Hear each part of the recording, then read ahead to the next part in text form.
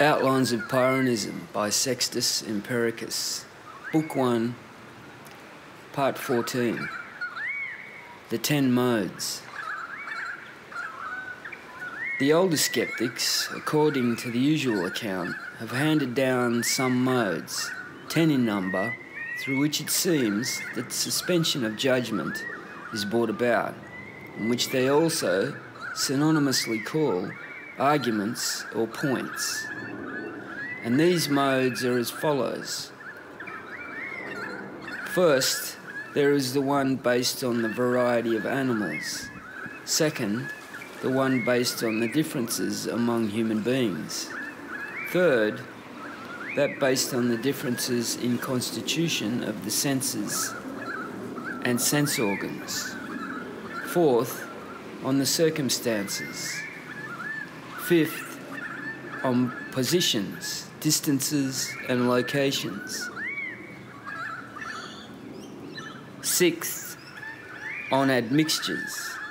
Seventh, on quantifying and constitution of the external objects. Eighth, on relativity.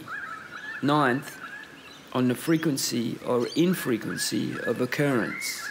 And 10th, on ways of life, customs and laws, mythic beliefs and dogmatic opinions.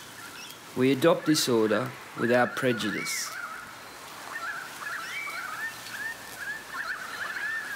Superordinate to these are 3 modes, one based on what does the judging, another based on what is judged, and the third based on both. The first 4 of the 10 modes are subordinate to the mode based on what does the judging, for that is either an animal or a human being, or a sense, and is in some circumstances. The 7th and 10th modes are referred to the mode based on what is judged, and the 5th, 6th, 8th and 9th are referred to the one that is based on both. These 3 in turn are referred to the relativity mode, making it the most generic, with the 3 as specific and the 10 as subordinate. We offer the foregoing comments as plausible concerning their number. Concerning their content, we say the following. The first argument, as we were saying, is that according to which the same fantasia do not arise from the same things because of the difference of animals.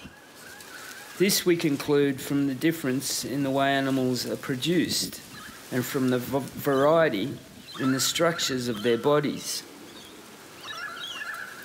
As concerns the ways they are produced, some animals are produced without sexual union and others from intercourse. And of those produced without sexual union, some come from fire, like the tiny creatures that appear in ovens, some from stagnant water, like mosquitoes, some from wine that is turning, like gnats, some from earth, some from slime, like frogs, some from mud, like worms, some from donkeys, like dung beetles, some from greens, like caterpillars, some from fruits, like the gall insect in the wild fig tree, some from rotting animals, like bees from bulls and wasps from horses.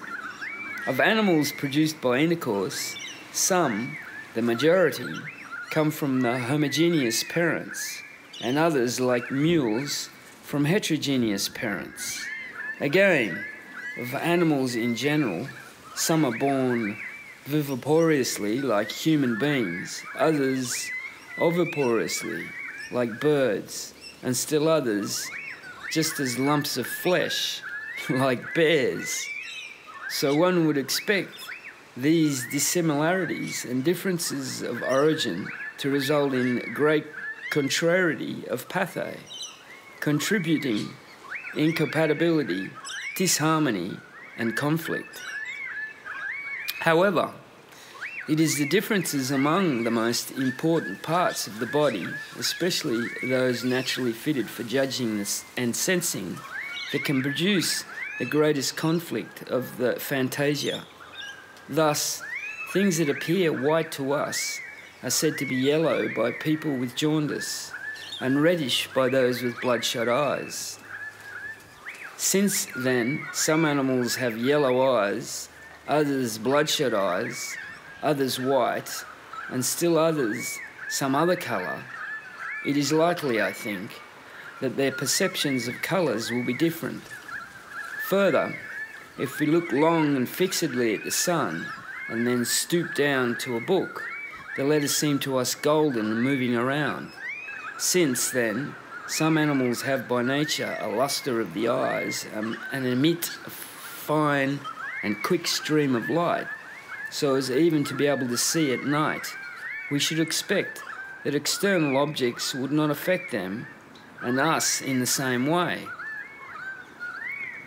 An illusionist, by treating lamp wicks with copper rust and cuttlefish ink, make the bystanders appear now copper-coloured and now black, just by the slight sprinkling of the mixture. It is surely all the more reasonable that, since different humours are mixed in the eyes of animals, these animals will have different fantasia of the external objects.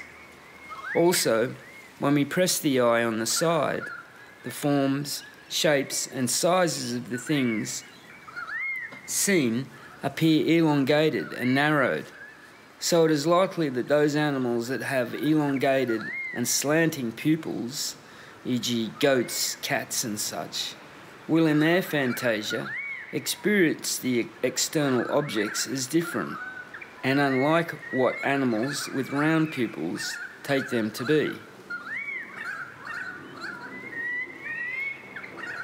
Mirrors too, because of their differing construction, sometimes show the external objects as very short when the mirror is concave, and sometimes as long and narrow when it is convex.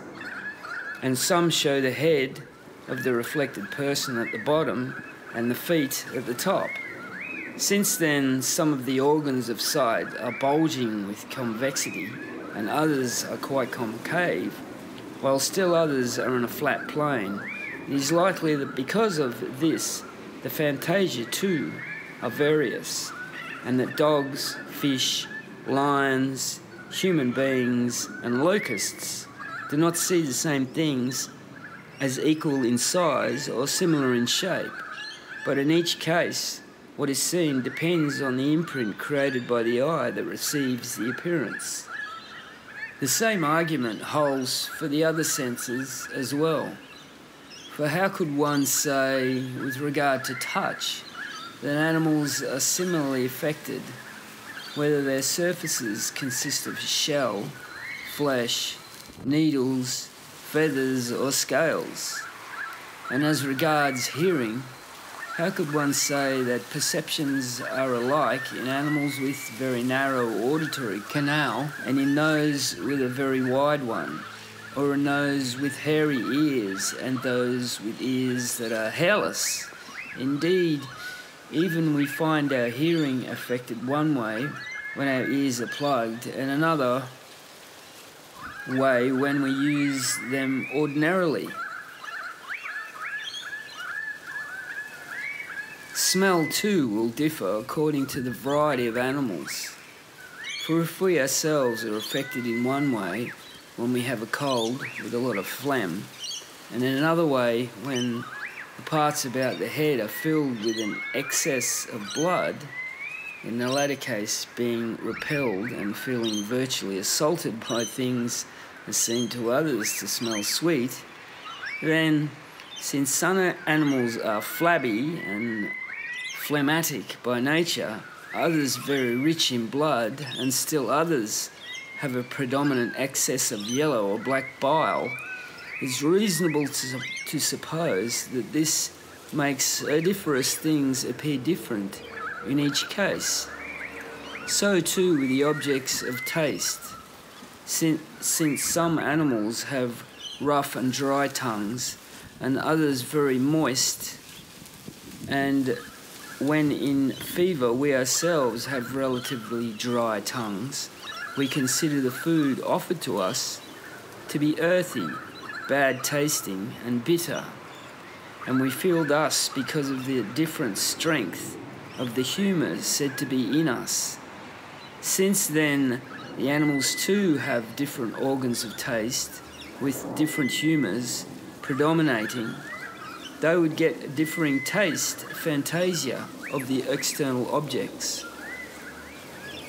For just as the same food, when digested, becomes in one place a vein and another an artery, in another a bone and still another a tendon, and so on, showing a differing disposition depending on the difference of the parts receiving it, and just as water, one and the same in form, when applied to trees, becomes bark in one place, branches in another, and blossoms in another, and thus finally fig, pomegranate, and each of the other fruits.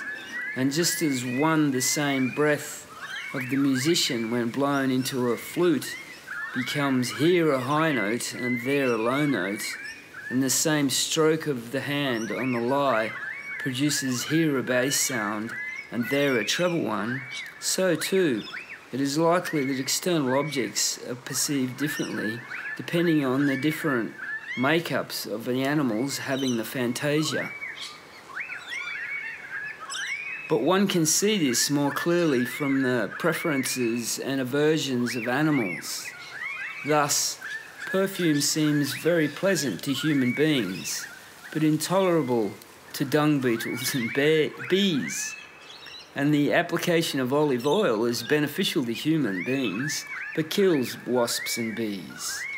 And to human beings, seawater is unpleasant and even poisonous to drink, while to fish it is most pleasant and potable. And pigs bathe more happily in the worst stinking mud than the clear and pure water. And of animals, some eat grass and others cat bushes. Some eat wood and others seeds or meat or milk. Some like their food aged and others fresh. And some like it raw and others like it prepared by cooking. And in general, things that are pleasant to some animals are unpleasant, repugnant, and even poisonous to others. Thus, hemlock fattens the quail, Hipposamus fattens pigs.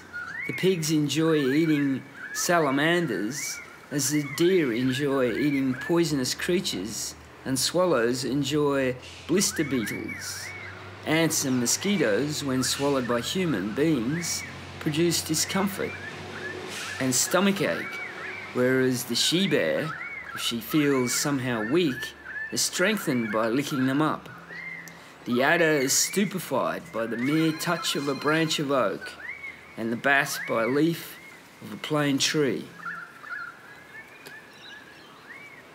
The elephant fears the ram, the lion the rooster, sea monsters the crackling of bursting beans, and the tiger the sound of the drum. And it is possible to give further examples, but that we may not seem more prolix than necessary. If the same things are unpleasant to some but pleasant to others, and if the pleasure and unpleasantness lie in the fantasia, then differing animals receive different fantasia from the external objects. But if the same things do not appear differently because of the differences of animals, then we shall be in a position to say how the external objects look to us, but we shall suspend judgment on how it is in nature, for we shall not be able to decide between our fantasia and those of other animals, since we are part of the dispute and thus are in need of someone to make the decision, rather than competent to pass judgment ourselves. Besides, we shall not be able to give preference, whether with or without proof, to our fantasia over those of the non-rational animals. For in addition to the possibility of there being no such thing as a proof, as we shall point out, any purported proof will either be apparent or not apparent to us. And if, on one hand, it is not apparent, then we shall not accept it with confidence. But if, on the other, it is apparent to us, then since what is apparent to animals is the very matter in question, and the proof is apparent to us, animals, the proof itself will be questioned as to whether, as apparent, it is true.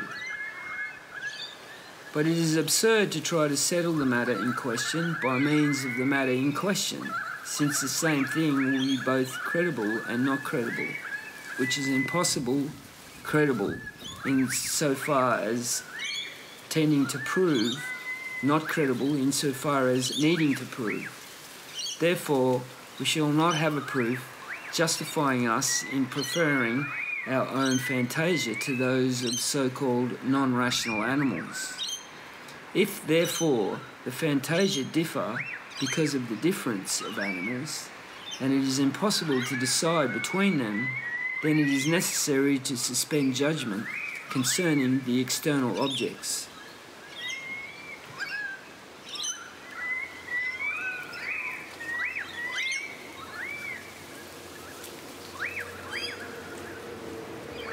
But for good measure, we go on to match up the so-called non-rational animals with human beings as regards fantasia. For after our serious arguments, we do not consider it unseemly to poke a little fun at the dogmatists. Wrapped as they are in the fog of their discussions with themselves, we usually take the non-rational animals as a group when comparing them with human beings. But since, in groping for an argument, the dogmatists say that the comparison is unfair, we shall, for even more good measure, carry our joking still further and base the argument on just one animal, the dog, if you will, which seems to be humblest of all. For we shall find that even in this case, the animals that are the subject of the argument are not inferior to ourselves as regards the credibility of appearances. So then, the dogmatists acknowledge that this animal differs from us in sensation, for it perceives more by the sense of smell than we do, being able by this sense to track wild animals that it cannot see, and with its eyes it sees them more quickly than we do, and its sense of hearing is more acute. Next to us, consider reasoning. One kind of reasoning is internal, the other is expressed. Let us first look at internal kind. This, according to those dogmatists, who at the moment are our chief opponents, namely the Stoics, seem to involve the following: acceptance of the familiar and avoidance of the alien, knowledge of the arts related to this, possession of the virtues pertaining to one's proper nature, and of those having to do with the pathe. Now then, the dog, the animal upon which, as an example, we decided to base the argument, chooses what is congenial to him and avoids the harmful, hunting for food and withdrawing before the raised whip. Furthermore, he has the art, namely hunting, to provide the congenial, nor is without virtue. For certainly, if justice is given to each according to his deserts, the dog, who fawns on and guards his family and benefactors, but wards off strangers and malefactors, would not be lacking in justice. And if he has this virtue, then in view of the unity of virtues, he has them all, which the wise tell us is not the case with the majority of mankind. And we see him valiant and smart in his defending, to which Homer bears witness when he depicts Odysseus as unknown to all the people of the household, but recognised by the dog Argus alone. The dog was not deceived by the physical changes in the man, nor had he lost his apprehensive fantasia, which he clearly retained better than the human beings did. And according to Chrysippus, who was certainly no friend of non-rational animals, the dog even shares in the celebrated dialectic. In fact, this author says that the dog uses repeated applications of the fifth undemonstrated argument schema when, arriving at a juncture of three paths, he sniffs at the two down which the quarry did not go. He rushes off in the third without stopping to sniff. For, says this ancient authority, the dog in effect reasons as follows, that the animal either went this way or that way or the other. He did not go this way and he did not go that. Therefore, he went the other. Furthermore, the dog is aware of and can deal with his own pathe. For when a thorn has got stuck in him, he hastens to remove it by rubbing his foot on the ground and using his teeth. And when he has a wound anywhere, he gently licks off the accumulated pus, since dirty wounds are hard to cure, while clean ones easily heal. Indeed, he follows very well Hippocrates' prescription, since immobility cures the foot. Whenever his foot is injured, he holds it up and keeps it undisturbed so far as possible. When he is troubled by humans that do not agree with him, he eats grass and then regurgitates the uncongenial material along with it and gets well.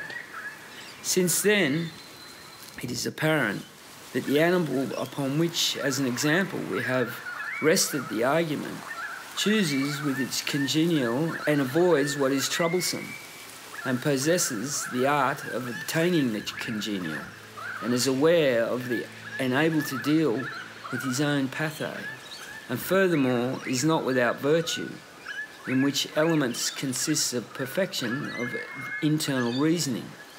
The dog would thus far be without deficiency, which I suppose is why certain philosophers, the cynics, have honoured themselves with this animal's name. Concerning reasoning as expressed externally, it is not necessary at present to inquire, for even some of the dogmatists have deprecated it is as counterproductive to the acquisition of virtue, and for this reason they used to practice silence during their schooling. And anyhow, supposing that a person is unable to speak, no one will infer that he is non-rational. But leaving these points aside, we certainly observe animals, the subject of our discussion, uttering quite human sounds, jays for instance, and others, and letting this too pass, even if we do not understand the utterances of the so-called non-rational animals, it is not at all improbable that they are conversing, although we do not understand. For when we hear the talk of barbarians, we do not understand that either, and it seems to us undifferentiated sound. Moreover, we hear dogs making one sound when they are keeping people away, and another when they are howling, and one sound when they are beaten, and a different one when they are fawning. In general, if somebody were to study the matter, he would find a great difference of sounds uttered by this and other animals according to different circumstances, and so for that reason it may be fairly be said that the so-called non-rational animals have their share of externally expressed reasoning. And if they are neither inferior to human beings in the acuteness of their senses, nor in internal reasoning, nor on top of that in externally expressed reasoning, then as concerns fantasia, they are not less worthy of belief than we are. It is also possible to show this, I think, by basing the argument on each kind of non-rational animal. For instance, who would not say that birds excel in shrewdness and employ externally expressed reasoning? For they have knowledge not only of things present, but also of the future, and by prophetic sounds or some other signs, they reveal these things in advance to people who can understand them. As I have previously indicated, I have made this comparison for good measure, having sufficiently shown, I think, that we cannot prefer our own fantasia to those of non-rational animals. But if the non-rational animals are not less worthy of belief than we are when it comes to deciding about fantasia, and the fantasia differ depending on the variety of animals, then although I shall be able to say how each of the external objects appears to me, I shall be forced, for the reasons stated above, to suspend judgment as to how it is in nature. Such then is the first mode of epoch. We said that the second was the one based on the differences among human beings. For even if it were granted, by way of supposition, that human beings are more to be believed than non-rational animals, we shall find that even consideration of our own differences leads to suspension of judgment. For human beings are said to be composed of two elements, the soul and the body, and we differ from one another in respect to both of them. As regards the body, we differ in form and constitution. The body of a Scythian differs in form from that of an Indian, and the variation is produced, they say, by the differing relative strengths of the humours. Depending on this difference in relative strengths of the humours, there arises differing fantasia, as we pointed out in the first mode. So too these humours produce a great difference in the choice and avoidance of things external. Indians like some things, and we like others, and liking different things is an indication of receiving different fantasia from the external objects. In consequence, our peculiarities of make-up, we differ in such a way that some of us digest beef better than rockfish, or get diarrhea from the weak wine of Lesbos. There was, it said, an old woman of Attica who safely drank 30 drams of hemlock, and Sisis took 4 drams of opium without trouble, and Demophon, who waited table for Alexander, used to shiver in the sun or the bath, but felt warm in the shade. In Argive, Athenagoras felt no pain when stung by scorpions and venomous spiders. The Thessalians, as they are called, are not harmed when bitten by asps or other snakes, nor are the Egyptian Tenterate harmed by crocodiles. Further, the Egyptians who live along the Astopus River opposite Lake Meroe safely eat scorpions, snakes, and the like. And Rufinus of Chalcis, when he drank hellebore, neither threw up nor suffered any laxative effect, but he took it and digested it as though it were something to which he was accustomed. Chrysermus and Herphilion, if they ever used pepper, risked a heart attack, and Stotoricus, the surgeon, whenever he smelled fried fish, got diarrhea. Andron, the Argive, was so immune to thirst that he even travelled through the Libyan desert without needing anything to drink. Caesar could see in the dark, and Aristotle tells of a certain Thasian who it seemed that a human phantom was all the time leading him around. Since there is so much variation among human beings as regards the body, and it suffices to mention only a few of the cases that the dogmatists provide, it is likely that human beings will also differ among themselves as regards the soul. For the body is a kind of image of the soul, as indeed of physiognomy shows. But the greatest indication of the vast and limitless differences in the intellect of human beings is the inconsistency of the statement of the dogmatists concerning what may be appropriately chosen, what avoided, and so on. The poets, too, have expressed themselves appropriately about these things. For Pindar says,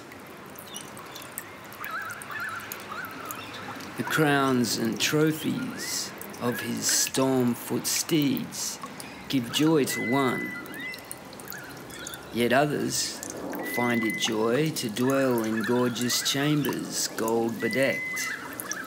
Some even take delight in voyaging o'er ocean's billows in a speeding barque."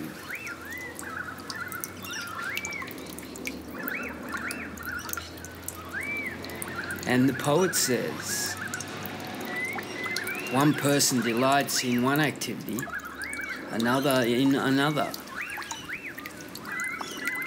Tragedy, too, is full of such things. If the same things were beautiful and wise for everybody, there would be no disputatious strife amongst mankind.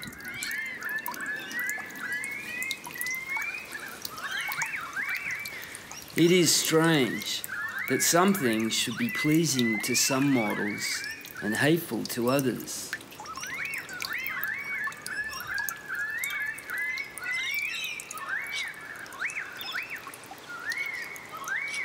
Since then, choice and avoidance are in pleasure and displeasure, and pleasure and displeasure lie in sense and fantasia, when the same things are chosen by some people and avoided by others, it's logical for us to infer that these people are not affected alike by the same things, since if they were, they would alike have chosen and avoided the same things.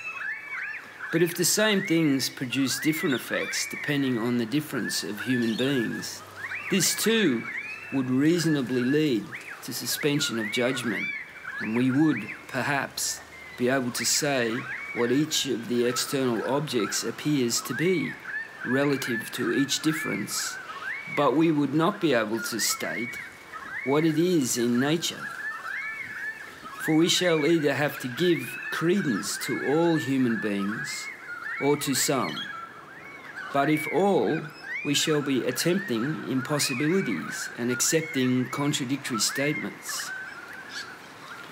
And if to some, let the dogmatists tell us to whom we should give assent. The Platonists will say to Plato, and the Epicureans to Epicurus, and the others analogously, and thus, with their unsettled disputes, they bring us again to suspension of judgment. Anyone who says that we ought to give assent to the majority view is making a childish proposal, for no one is able to approach the whole human race, and by talking with them find out what pleases the majority. Indeed, there may be people of whom we know nothing, but among whom attributes that are most rare among us are common, while the attributes most common among us are rare among them, so that, for example, most of them feel no pain when bitten by spiders, while a few, on rare occasions, do. And analogously with the other idiosyncrasies previously mentioned. If necessity, therefore, suspension of judgment comes in again via the differences of human beings. While the dogmatists egoistically claim that in deciding the facts preference ought to be given to themselves above all other human beings, we realise that this claim of theirs is inappropriate, since they themselves are part of the dispute. And if, giving preference to themselves, they make a decision about the appearances, by entrusting the decision to themselves, they beg the question before the deciding is begun. In any case, in order to arrive at suspension of judgment by an argument dealing with only one person, their ideal sage, for example, who is expert at interpreting dreams, we take up the third mode in the list. This mode is the one that we say is based on the differences of some senses. That the senses differ from one another is obvious from the start. For instance, to the eye it seems that paintings have hollows and prominences, but not to the touch. And for some people, honey seems pleasant to the tongue, but unpleasant to the eye. Consequently, it's impossible to say without qualification whether it is pleasant or unpleasant. And likewise, in the case of perfume, for it pleases the sense of smell, but displeases the taste. So too with spurge juice, since it is painful to the eye, but painless to all the rest of the body. We will not be able to say without qualification whether, insofar as its natural nature is concerned, it is painful or painless to bodies. And rain water is beneficial to the eye, but is rough on the windpipe and lungs, as is olive oil, despite its being soothing to the skin. The stingray, when it touches the extremities, produces numbness, but it can touch the rest of the body harmlessly. Hence, we shall not be able to say how each of these things is in its nature, but only how it appears to be in each instance.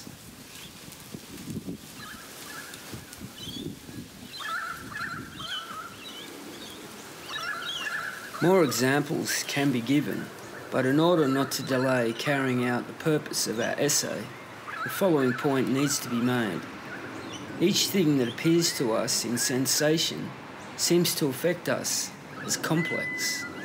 For example, the apple seems smooth, fragrant, sweet, yellow, but it is not evident whether it really has these and only these qualities, or whether, having only one quality, it appears differently depending on the different constitutions of the sense organs, or again, whether it has more qualities than are apparent, but some of them do not affect us.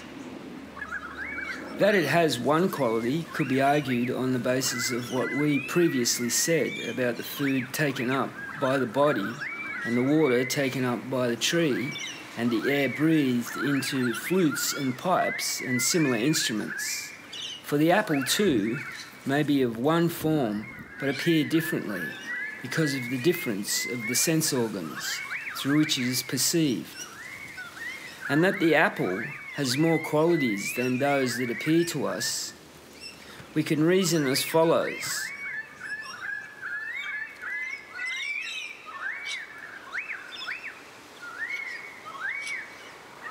But can neither hear nor see. Then he will assume that the origin of his perceptions is not something visible or audible, but that it has only those three types of quality which he is capable of perceiving. And it is possible that we, with only our five senses, perceive only those qualities of the apple that we are fitted to perceive. And perhaps there are other qualities affecting other sense organs which we lack, or for which we consequently cannot perceive any corresponding objects. But nature, someone may say, has made the senses exactly proportionate to the objects of sense. But what is this nature? seeing that there is so much unresolved controversy among the dogmatists concerning its very existence. For anyone who decides this question, that is, whether nature exists, will have no credibility with them if he is an ordinary person, while if he is a philosopher, he will be part of the controversy and instead of being a judge, will be subject to judgment himself. So that if it is possible that only those qualities exist in the apple which we seem to perceive, or that there are more than these, or again that there are not even the ones that affect us, what the apple is like will be non-evident to us. The same argument holds also in the case of other objects of sense. And since the senses do not apprehend the external objects, the intellect is not capable of doing so either, so that this argument too seems conducive to suspension of judgment concerning the external objects. In order that we shall be able to reach suspension of judgment, when basing the argument on each single sense, or even disregarding the senses, we take up further the fourth mode of epoch. This is one that described as based on circumstance, whereby circumstances we mean conditions.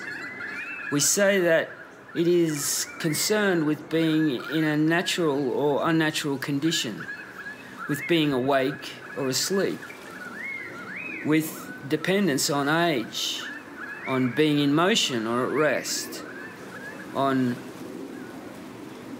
batting or loving,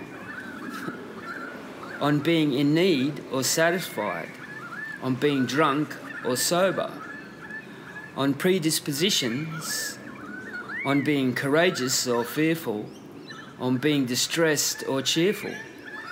Thus, things affect us in dissimilar ways, depending on whether we are in a natural or unnatural condition. As when people who are delirious or possessed by a god seem to bear spirits, but we do not.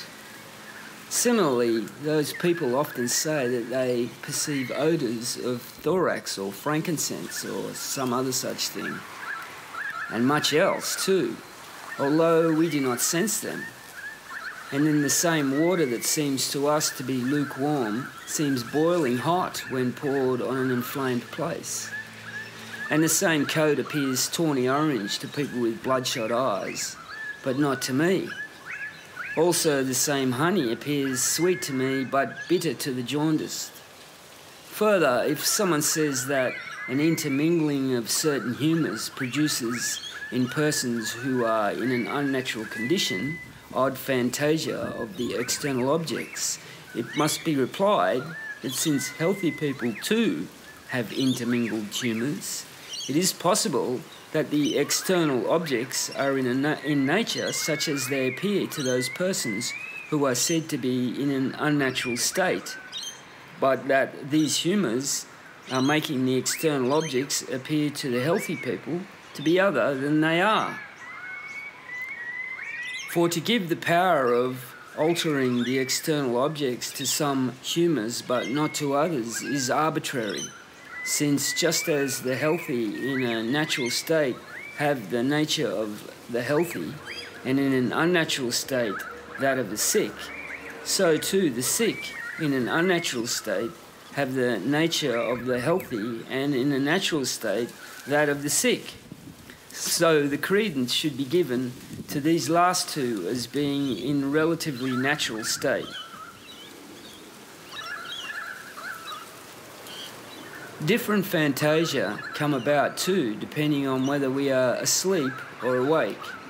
For when we are awake, we do not imagine what we imagine when we are asleep. Nor when we are asleep do we imagine what we imagine when we are awake. So that whether the fantasia are the case or are not the case is not absolute, but relative. That is, relative to being asleep or awake. It is fair to say then that when asleep we see things that are not the case in the waking state, though not absolutely not the case, for they are the case in our sleep, just as what we see in our waking state is the case, though not in our sleep. Depending on age too, different fantasia arise. Since the same air seems cold to the aged, but temperate to those who are in their prime, and the same colour appears faint to older people, but vivid to those in their prime, and likewise the same sound appears faint to the former, but clearly audible to the latter, and people of different ages are moved in different ways depending on their choices and aversions. For instance, children are interested in balls and hoops, but people in their prime prefer other things, and the elderly still others.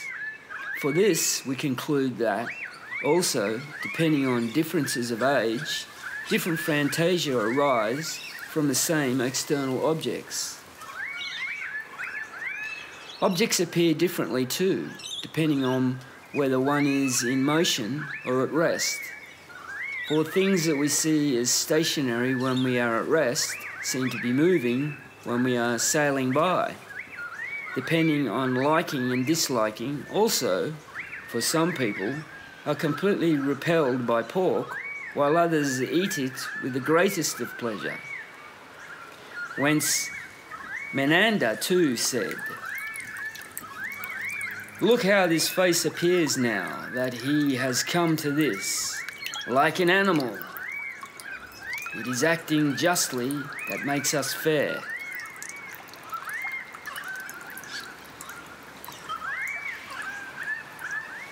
And many people who have ugly mistresses think them beautiful, depending on hunger and satiety too, since the same food seems very pleasant to the hungry but unpleasant to the sated, and depending on being drunk or sober, since things we consider shameful when we are sober appear to us not to be so shameful when we are drunk, and depending on predispositions, since the same wine that appears sour to people who have previously eaten dates or figs seems sweet to those who have eaten nuts or chickpeas, and the vestibule of the bathhouse is warm to those entering from the outside and cold to those leaving if they have spent some time in it.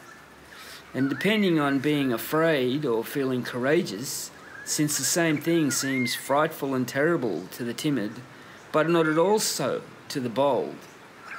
And finally, depending on being distressed or cheerful, since the same things that are annoying to people who are distressed are pleasant to those who are cheerful. Since, therefore, there is so much anomaly depending on conditions, and human beings are in one condition at one time and another at another, how can each external object appear to each person is easy to say, I suppose, but not how it is, since the anomaly is unresolved. For anyone resolving it is either in one of the aforementioned conditions or is in no condition at all. But to say that he is in no condition at all, for example, neither healthy nor sick, neither in motion nor at rest, nor of any particular age, and devoid of any other conditions as well, is completely absurd. But if he, being in some condition, makes a decision about the fantasia, he will be part of the dispute, and in other ways not a pure or fair judge of the external objects, because he has been contaminated by the conditions he is in. The waking person cannot compare the fantasia of the sleepers with those of people who are awake, nor can the healthy person compare those of the sick with those of the healthy. For we assent to things that are in the present and moving us in the present, more than to things that are not in the present. In another way too, the anomaly of such fantasia is unresolved. For anyone preferring one fantasia to another, or one circumstance to another, either does this without making a decision and without giving proof, or by making a decision and giving proof. But he will not do it without these means, for then he will not be credible, nor will he do it with them either. For if he makes a decision about the fantasia, he will certainly decide by means of a criteria, and certainly he will either say that this criteria is true or that it is false. But if he says that it is false, he will not be credible. And if he says that the criteria is true, either he will say this without proof, or he will say it with proof. Again, if he says it without proof, he will not be credible. But if with proof, the proof will certainly need to be true if he is to be credible. When he affirms the truth of the proof, which he is taking to establish the credibility of the criterion, will he have made a decision about this or not? If he has not made a decision, he will not be credible. And if he has made a decision, then it is obvious that he will say that he has decided by means of a criteria in order that it may be maintained. And the criteria has need of a proof in order that it may be shown to be true. And neither is it possible for a proof to be sound without a prior existence of a true criteria, nor for a criteria to be true without a previously confirmed proof. And thus, the criteria and the proof fall into the circularity type of aporia, in which both are found not to be credible, for each, while it awaits the credibility of the other, is equally incredible with the other.